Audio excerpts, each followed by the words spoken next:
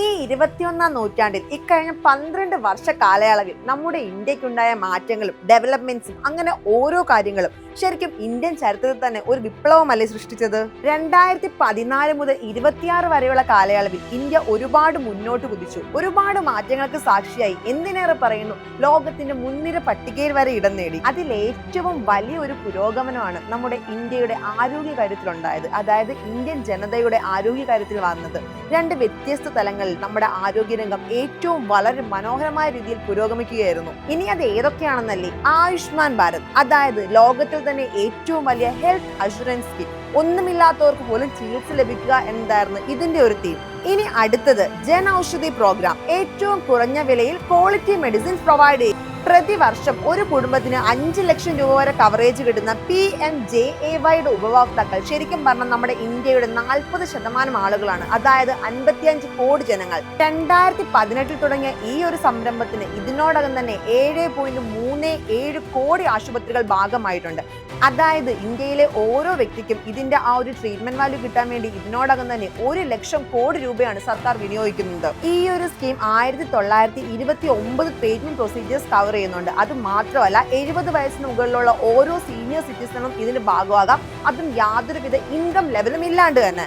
പ്രധാനമന്ത്രി ഭാരതീയ ജനൌഷധി പരിയോജന ഇതിനോടകം തന്നെ 10,000 ജനൌഷധി കേന്ദ്രങ്ങളാണ് ഇന്ത്യയിൽ ഉടനീളം കൊണ്ടുവന്നിട്ടുള്ളത്. ഇത് മെയിനായിട്ട് ഉറ്റുനോക്കുന്നത് സാധാരണ ജനങ്ങൾക്ക് 50 മുതൽ 90% വരെ ഡിസ്കൗണ്ടിൽ ബ്രാൻഡഡ് മെഡിസിൻസ് നല്ല ക്വാളിറ്റി ആയിട്ട് കിട്ടുക എന്നതാണ്. ഇതിന്റെ ഭാഗമായി ഇന്ത്യയിലെ ജനങ്ങൾക്ക് ഏതാണ്ട് 30,000 കോടി രൂപയാണ് ചികിത്സാ ചെലവിന് മരുന്നുകൾ വാങ്ങുന്നതിൽ നിന്നും അവർ സേവ് ചെയ്യാൻ പറ്റിയത്. ജനൌഷധിയിൽ നിന്ന് മരുന്ന് വാങ്ങുന്നതിലൂടെ സാധാരണ ഒരു കുടുംബത്തിന് പ്രതിവർഷം 8,000 മുതൽ 10,000 രൂപ വരെ സേവ് ചെയ്യാൻ പറ്റുന്നു. ഏകദേശം 2047 ജനറിക് മെഡിസിൻസും അതുപോലെ 300-ലധികം സർജിക്കൽ കൺസ്യൂമബിൾസും ഇപ്പോൾ തന്നെ ജനൌഷധി കേന്ദ്രങ്ങളിൽ അവൈലബിൾ ആണ്. ഇനി എയിംസിന്റെയും മറ്റ് മെഡിക്കൽ ഇൻഫ്രാസ്ട്രക്ചറിന്റെയും കാര്യം എടുക്കാം. 2014 നമ്മുടെ ഇന്ത്യക്കാകെ 7 എയിംസ് മാത്രമായിരുന്നു ഉണ്ടായിരുന്നത്. എന്നാൽ ഒരൊറ്റ ദശകം കൊണ്ട് അത് 22 പുതിയ എയിംസ് വാങ്ങാനുള്ള അപ്രൂവൽ ആയിട്ട് നമ്മുടെ കേന്ദ്രം നമുക്ക് നേടിത്തന്നു. 2014 നിന്ന് 2024 നോക്കുമ്പോൾ 100% മെഡിക്കൽ സീറ്റിന്റെ വർധനമാണ് ഉണ്ടായിരിക്കുന്നത്. അതായത് doctor to patient population deficit എന്നൊരു പ്രശ്നം ഇതോടുകൂടി ഇല്ലാണ്ടാവുകയായിരുന്നു. അത് മാത്രമല്ല 25,000 മുതൽ 50,000 വരെ ഗവൺമെന്റ് മെഡിക്കൽ സീറ്റുകളാണ് ഇവിടെ വർദ്ധിച്ചിരിക്കുന്നത്. ഇനി വാക്സിനേഷനും പബ്ലിക് ഹെൽത്ത് സെക്ടറും നോക്കുകയാണെങ്കിൽ ഹ്യൂമൻ ഹിസ്റ്ററിയിൽ തന്നെ ഏറ്റവും വലിയ ഇമ്മ്യൂണൈസേഷൻ ഡ്രൈവ് ആയിട്ടുള്ള COVID-19 വാക്സിനേഷൻ ഏകദേശം 220 കോടി വാക്സിൻ നൽകിക്കൊണ്ട് വിജയകരമായി പൂർത്തീകരിച്ചു.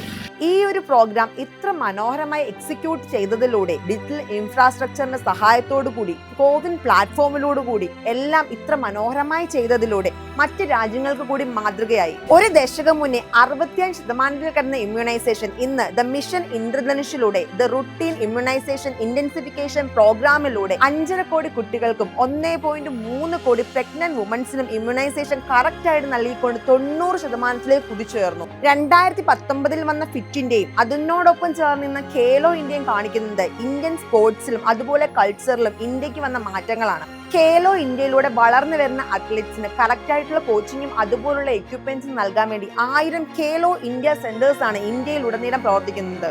ഇന്ത്യൻ ഇന്റർനാഷണൽ കോമ്പറ്റീഷനിൽ പങ്കെടുത്ത 100-ലധികം അത്ലറ്റ്സിനെ സപ്പോർട്ട് ചെയ്യുകയും കണ്ടുപിടിക്കുകയും ചെയ്തത് ഈ ഒരു ഖേലോ ഇന്ത്യ ഗെയിംസ് ആയിരുന്നു. 2023 നടന്ന ഏഷ്യൻ ഗെയിംസിൽ ആകെ 107 മെഡൽസ് ആണ് നമ്മുടെ ഇന്ത്യ സ്വന്തമാക്കിയത്. ഈ 12 വർഷ കാലയളവ് കൊണ്ട് നമ്മുടെ ഇന്ത്യ അച്ചീവ് ചെയ്ത ഓരോ മാറ്റങ്ങൾ, അതായത് ഓരോ സെക്ടറിലും ഉണ്ടായ ഓരോ മാറ്റങ്ങളും വെറും ഒറ്റ വാക്കിൽ പറഞ്ഞു തീർക്കാൻ പറ്റുന്നതല്ല. ഇന്ന് 2026 ഇന്ത്യ 10ാം സ്ഥാനത്ത് നിന്ന് 5ാം സ്ഥാനത്തേക്ക് എക്കണോമി ലെവൽ മുന്നോട്ട് വന്നിരിക്കുന്നു. അത് മാത്രമല്ല ലോകത്തിൽ തന്നെ ഏറ്റവും വലിയ ഇൻഷുറൻസ് പ്ലാനും കൊണ്ടുവന്നത് നമ്മുടെ ഇന്ത്യയാണ്. ഹൈവേ നെറ്റ്വർക്ക് വർദ്ധിപ്പിച്ചു. ലൂണ സൗത്ത് പോളിൽ ഒരു എയർക്രാഫ്റ്റ് നിക്ഷേപിച്ചു. 5G network പുരോഗമിപ്പിച്ചു. എയർപോർട്ടുകൾ 3 ഇരട്ടിയാക്കി. 10 കോടി ന്യൂനപക്ഷ സ്ത്രീജനങ്ങളെ സ്വന്തം കാലിൽ നിൽക്കാൻ പ്രാപ്തരാക്കി. ശരിക്കും പറഞ്ഞാൽ it is a record that rewards honour substantial communication.